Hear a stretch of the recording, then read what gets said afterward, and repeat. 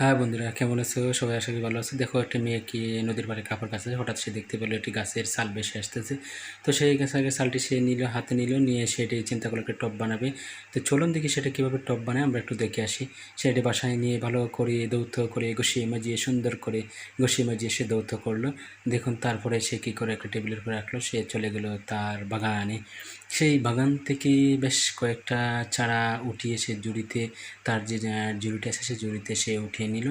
তারপরে দেখুন এবার জুড়িতে উঠিয়ে নিয়ে সে পানিতে চলে আসলো নদীর পাড়ে। সেই নদীতে ভালো করে ধৌত করে তারপরে গাছগুলো সে ছোটো করে ছোটো ছোটো ছোটো ছোটো কুচি কুচি কুচি কুচি কুচি করে সুন্দর করে সাজিয়ে, দেখুন মাটি সার গোবর সাথে একসাথে মিশিয়ে তারপরে দেখুন সে একসাথে কী করলো, একটা কাদা করে নিল। সেই কাদাটা একটু টপের ভিতরে সাজিয়ে দিল। দেখুন তারপরে দেখুন টপের মধ্যে সেই গাছগুলো সাজিয়ে দিল। বাহ বাহ বাহ বাহ, কত সুন্দর! বাহ বাহ, কত সুন্দর লাগতেছে! বাহ বাহ বাহ, এত সুন্দর টপ, এত সুন্দর টপ! বাহ বাহ, কত সুন্দর ডিজাইন!